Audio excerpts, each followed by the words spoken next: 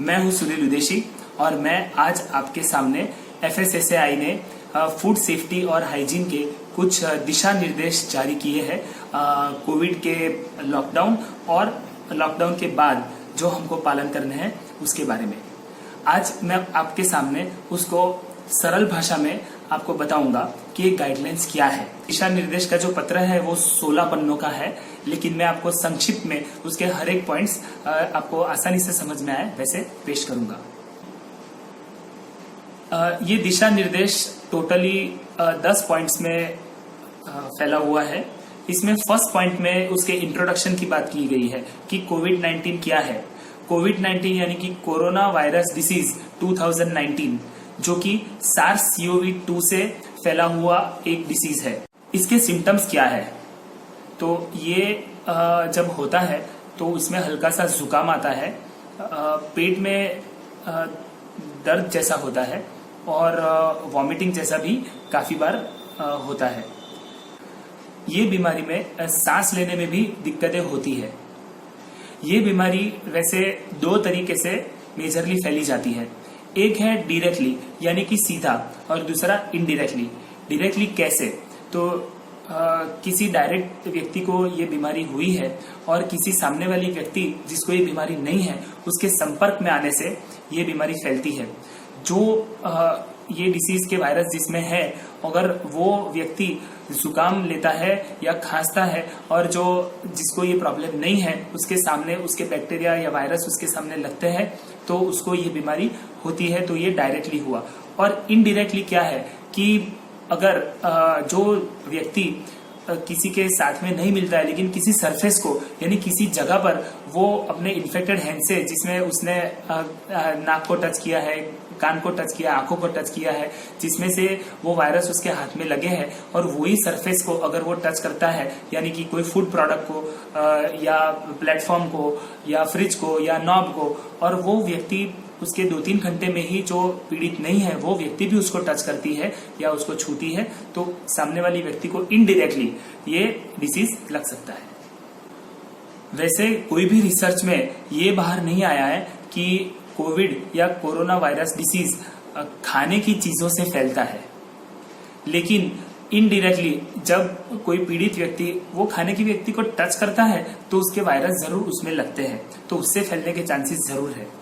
और तकलीफ की बात या टेंशन देने वाली बात यह है कि इसकी अभी तक कोई दवाई खोजी नहीं गई है। वैसे कोविड-19 में एक खोज की गई है और ऐसा माना जाता है कि ये लो फ्रीजिंग टेम्परेचर यानी कि ठंडी वाले तापमान में ये वायरस ज्यादा एक्टिवेट रहते हैं और कंटिन्यूस रहते हैं। लेकिन अच्छी फूड सेफ्टी और हाइजीन प्रैक्टिसेस को अगर हम ध्यान में रखते हैं तो ये ठंडी वाले तापमान में भी हम हमारा फूड अच्छे से संभाल के रख सकते हैं।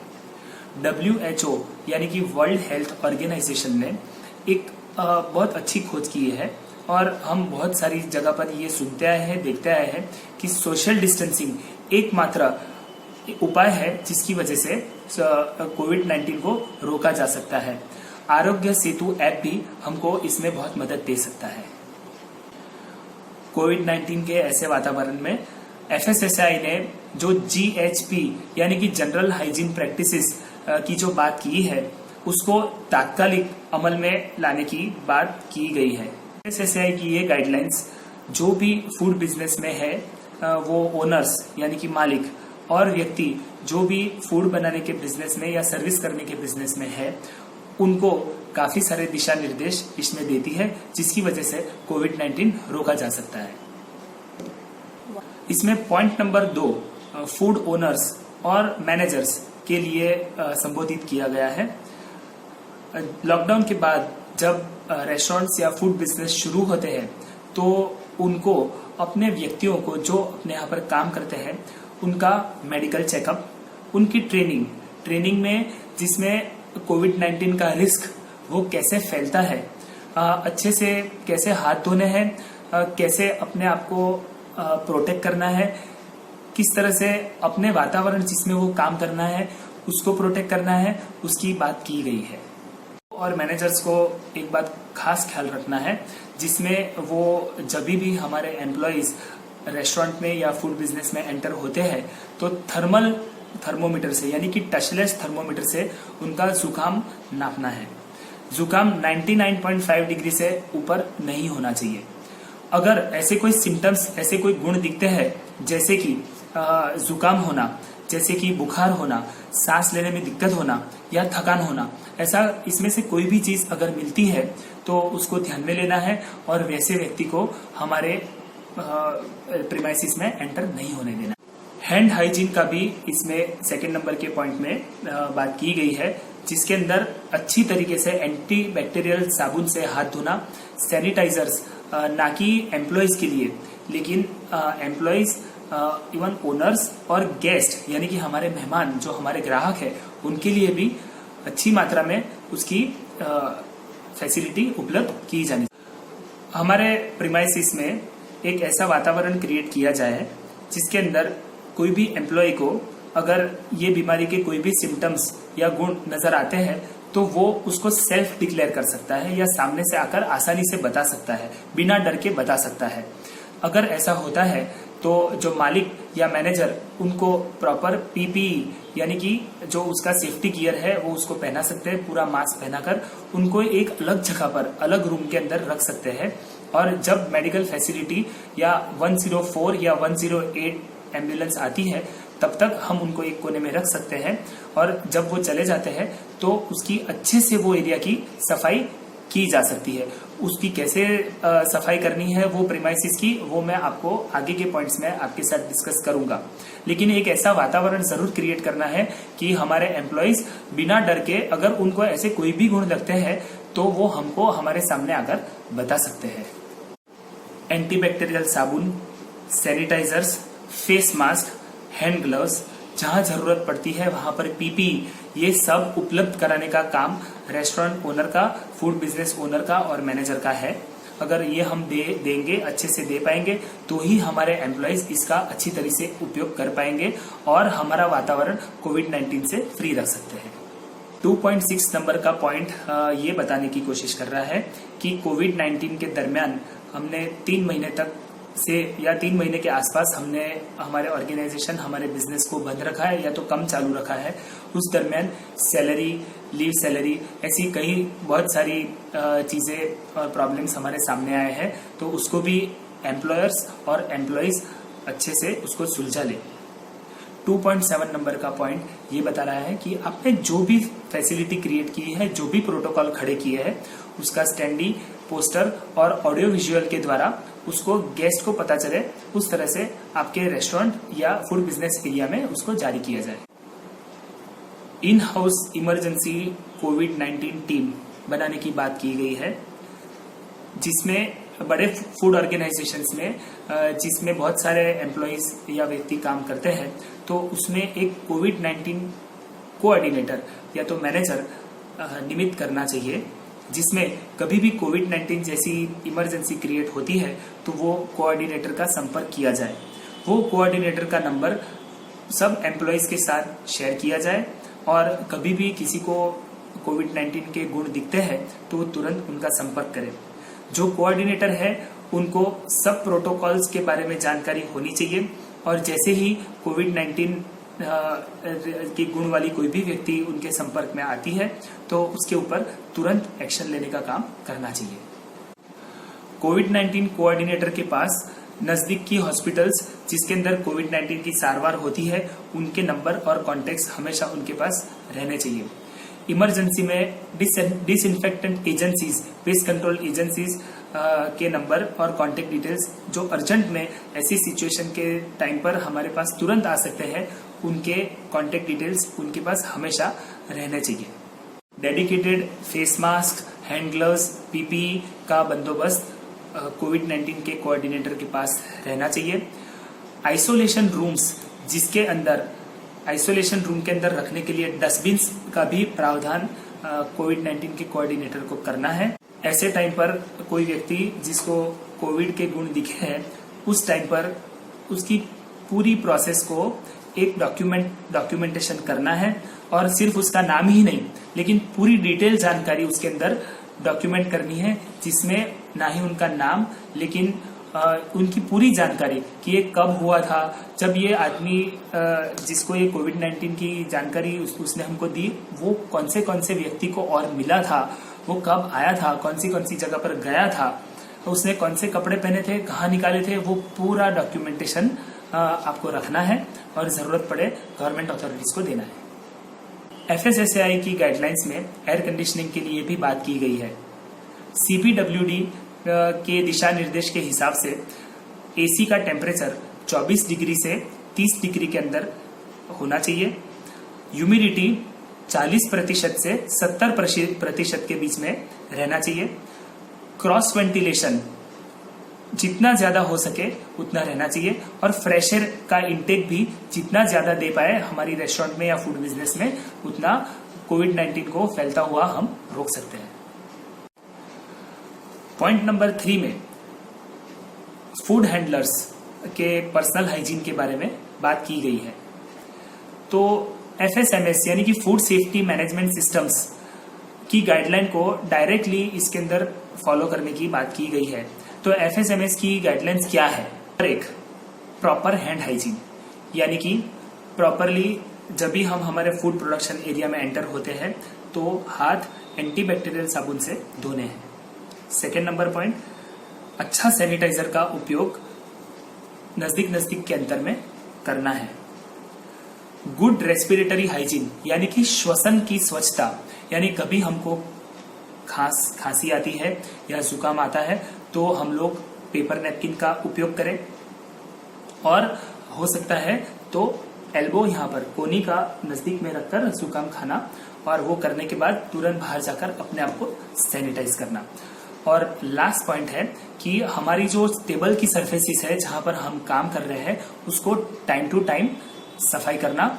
और एक आखिरी पॉइंट है कि जो भी व्यक्ति को कफ है या खांसी है उसको अपने प्रोडक्शन एरिया से या अपने से जिसको ये बीमारी नहीं है उससे दूर रखना। सारी जानकारी और दिशा निर्देश जो FSSAI ने जारी किए हैं, हम बहुत सारे लोग सोच रहे होंगे कि इसका पालन कैसे किया जाए, ये तो कितना प्रॉब्लमेटिक काम है, कितना कठिन काम है। लेकिन अगर कोविड-19 से बचना है, कोविड-19 को अपने से दूर रखना है तो ये सब दिशा निर्देश का पालन करना होगा। गवर्नमेंट ने इस कोई भी दिशा निर्देश को कंपलसरी नहीं बताया है, इसको एक एडवाइजरी के तौर पर जारी किया है। लेकिन अभी हम जो 3 महीने घर पे बैठे हैं और अगर घर पे नहीं बैठना हो तो हमको ये दिशा निर्देश का अचूक पालन करना चाहिए। फूड हैंडलर्स को अपना face mask, chef cap, uniforms, hand gloves हमेशा पहने रखने चाहिए। हर 6 घंटे में जो हमारा फेस मास्क है उसको हमको चेंज कर देना चाहिए। अगर फेस मास्क गीला भी हो जाता है तो भी उसको चेंज कर देना चाहिए। अगर हम रीयूजेबल फेस मास्क यूज करते हैं और अगर उसका शेप चेंज हो जाता है या उसका इलास्टिक ढीला पड़ जाता है, अगर हमारे नाक से या मुंह से उसका अंदर से हवा जा पा रही है, आ पा रही है, तो भी वो फेस मास्क हमको चेंज कर देना चाहिए। फेस मास्क जब भी हम निकालते हैं उसी टाइम पर हमको तुरंत हाथ धो लेने चाहिए। हाथ धोने से पहले हमको नाक, कान या मुंह पर हाथ लगाना टोटली अवॉइड करना चाहिए। गहने, घड़ियां, वॉलेट्स, मोबाइल फोन, ये भी हमको लाना वर्जित है या तो उसका कम से कम उपयोग करना चाहिए। अगर कंपलसरी है कि फोन का उपयोग करना चाहिए तो उसको टाइम टू टाइम सैनिटाइजर से डिसइंफेक्ट करना चाहिए।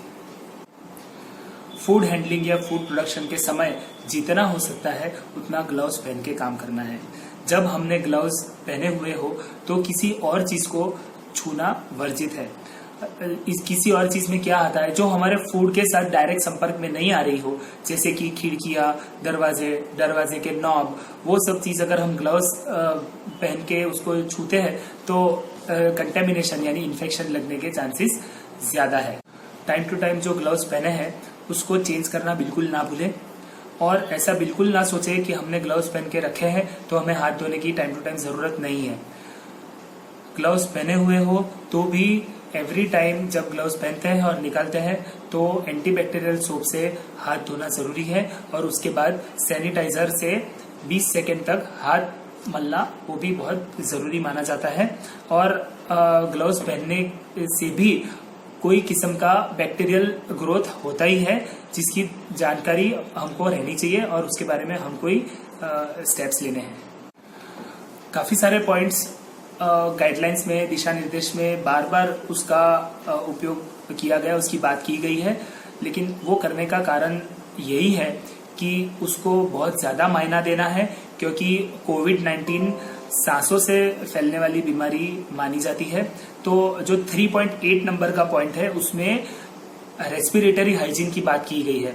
तो वो उसमें क्या आता है कि जब भी हमको जुकाम आता है या खांसी आती है तो तुरंत हमारा जो किचन टॉवेल है उसको ले ले या पेपर नैपकिन ले ले और उसके पूरे मुंह को कवर करके फिर हमको खांसी लेनी है। और वो करने के बाद वो टिश्यू या नैपकिन तुरंत हजार्डस डिस्पोजेबल यानी कि डस्टबिन के अंदर हमको डालना है और उसका बिल्कुल वापस उपयोग नहीं करना है। और वो करने के बाद तुरंत एंटीबैक्टीरियल सोप से हमारे हाथ धोने हैं। फिंगरप्रिंट बायोमेट्रिक सिस्टम का उपयोग अभी टालना चाहिए। उसकी जगह पर काफी सारे सॉफ्टवेयर में फेस रिकॉग्निशन अटेंडेंस सिस्टम जो ऑलरेडी उपलब्ध है उसका उपयोग करना शुरू कर देना चाहिए, जब तक खास करके ये पेंडेमिक की असर जारी है। एक दूसरे के साथ एक दूसरे की स्टेशनरी का उपयोग करना, एक दूसरे के फोन का उपयोग करना या एक दूसरे की चीजें लेनी, उसको भी डिस्करेज करना चाहिए। हो सकता है तब तक ऐसा एक दूसरे की चीजें यूज नहीं करनी चाहिए। नंबर का जो आखिरी पॉइंट है यानी कि 3.10 उसके अंदर डिस्पोजल ऑफ पीपीई। तो हमारे जो मास्क है, जो हम पीपीई पूरे गियर पहनते हैं या ग्लव्स है, उसको कैसे डिस्पोजल करना चाहिए, कैसे बीन में डालना चाहिए, उसकी बात की गई है। जब भी हमारा काम खत्म होता है या अगर उसका टाइम खत्म होने के बाद उसको अच्छी तरीके से एंटी हैजार्डस डस्टबिन यानी कि मास्क के लिए एक अलग से ही डस्टबिन रखना चाहिए, उसके अंदर ही उसको ये सब जो पीपी वगैरह जो है उनको डालना चाहिए। और वो डालने के बाद तुरंत अपने हाथों को एंटीबैक्टीरियल सोप से और सैनिटाइजर से साफ करना चाहिए। 4 नंबर का पॉइंट प्रैक्टिसिंग सोशल डिस्टेंसिंग के बारे में बात कर रहा है।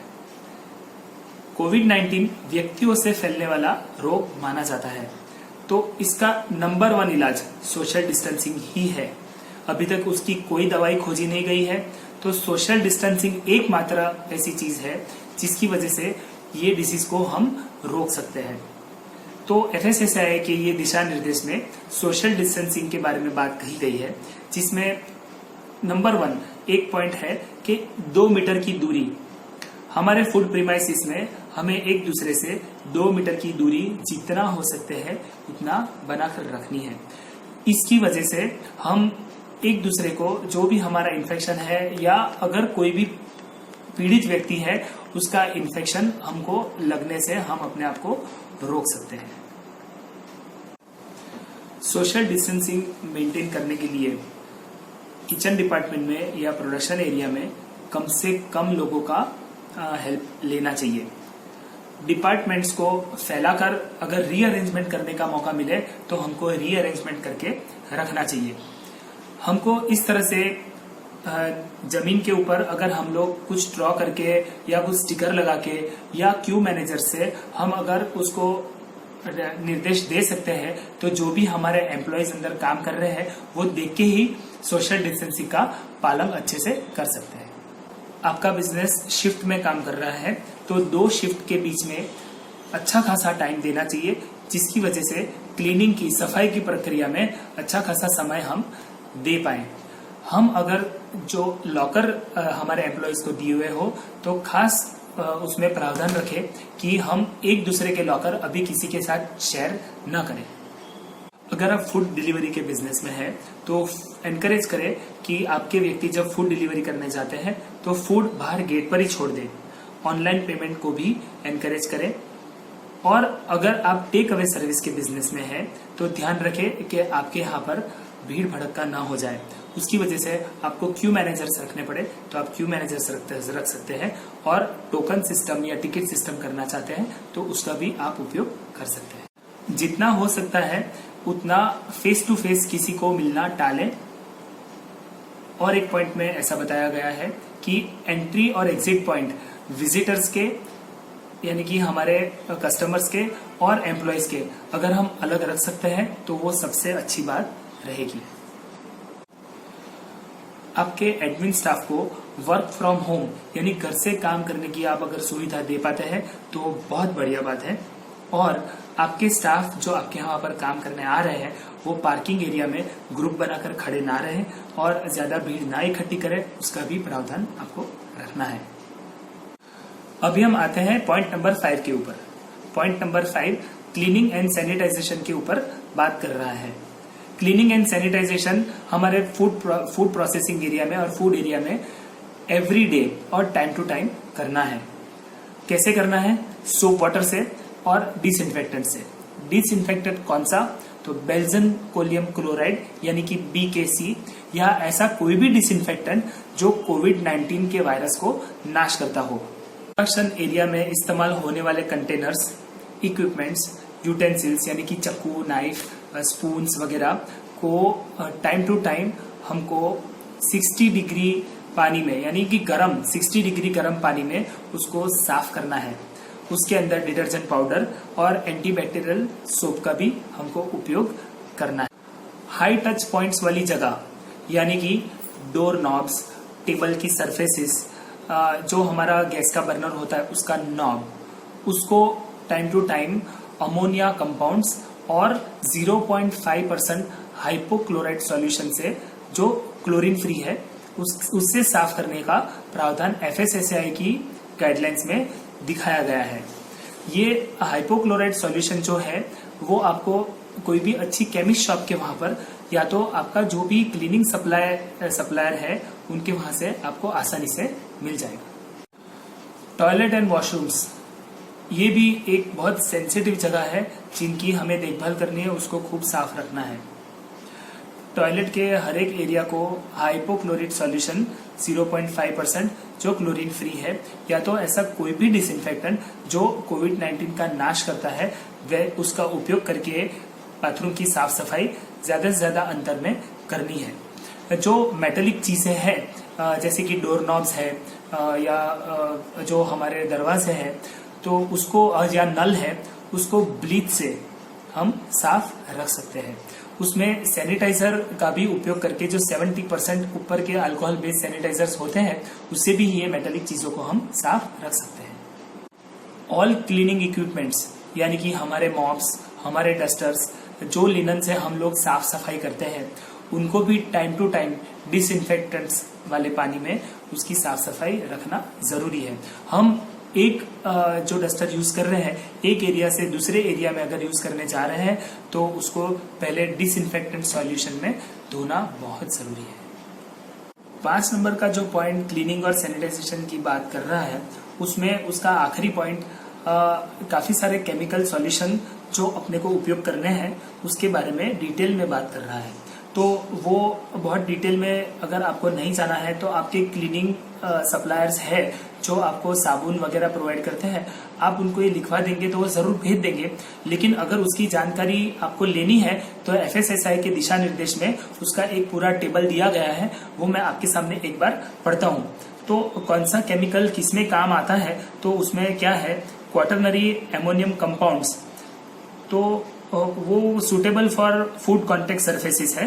तो हमारे जो टेबल्स है, डोर नॉब्स है, जो फूड के साथ में काम करना है वैसी चीजों में ये काम आते हैं जो जहरीला नहीं है, तो हमारे फूड प्रोडक्ट्स के साथ में हम उसका उपयोग कर सकते हैं। फूड प्रीमाइसिस में हम उसका उपयोग कर सकते हैं। और ये कब करना चाहिए? फ्रिक्वेंटली यूज करना चाहिए, यानी बार बार जब भी हम लोग खाने के साथ में या प्रोडक्शन करते हैं या पैकिंग करते हैं कि हम लोग फूड के टच में आते हैं उसके बाद तुरंत ही वो सरफेस को ये क्वाटरनरी अमोनियम कंपाउंड से यानी कि बेंजोइक क्लोराइड वो BKC वो एक तरह का क्वाटरनरी अमोनियम कंपाउंड ही है, उसका हम लोग उपयोग कर सकते हैं। और दूसरा केमिकल जो बताया गया है वो है पैरासिटिक और पेरोक्साइटिक एसिड। वो भी फूड कॉन्टेक्ट सरफेसिस में हम उसका उपयोग कर सकते हैं। वो खास करके ज्यादातर नहीं, लेकिन हर 2 घंटे में उसका उपयोग करने की बात की गई है। तीसरा केमिकल जो सजेस्ट किया गया है वो है सोडियम हाइपोक्लोराइट। सोडियम हाइपोक्लोराइट ऐसा है जो भी फूड कॉन्टेक्ट सरफेसिस के साथ में हम उसका यूज कर सकते हैं। कॉमन टच पॉइंट्स यानी कि जहां पर डोर नॉब्स और ऐसी काफी सारी जगह या फ्रिज का दरवाजा है उसमें भी हम लोग उसका उपयोग कर सकते हैं। वो भी हम हर 2 घंटे में उसका उपयोग कर सकते हैं। चौथा केमिकल है वो है आइसोप्रोपेनॉल। वो फूड कॉन्टेक्ट सर्फेसिस में यानी कि जहां पर हम खाना प्रिपेयर कर रहे हैं वो जगह पर हम लोग यूज कर सकते हैं। वो भी हम हर 2 घंटे में यूज कर सकते हैं। Ethanol, ethanol food contact services में काम आने वाली चीज है। वो हम लोग हर 2 घंटे में उसका उपयोग कर सकते हैं। तो ये बहुत सारे केमिकल्स ऑलरेडी मार्केट में अवेलेबल है। उसका उपयोग एक बार आपके जो पेस्ट कंट्रोल के कंसल्टेंट है या उसके सप्लायर है उसके कांटेक्ट में आकर आपको एक स्ट्रेटेजी बनानी चाहिए कि हमको कौन सा केमिकल यूज करना चाहिए और जो हमको कोविड-19 से दूर रख सकता है और इकोनॉमिकली हमको थोड़ा फायदा भी दे सकता है।